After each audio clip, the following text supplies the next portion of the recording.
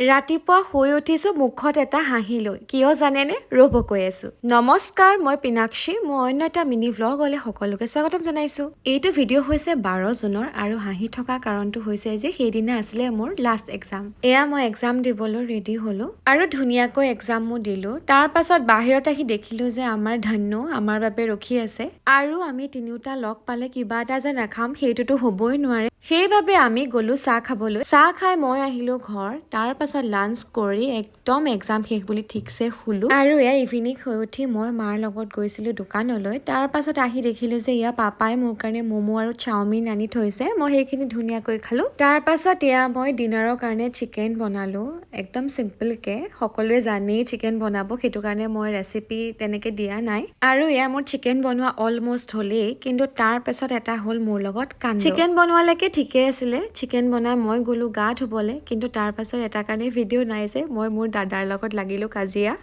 আৰু সেইটো কাৰণে মই ভিডিঅ' বনাব নোৱাৰিলো তেতিয়াহ'লে আজিলৈ আহিছো বাই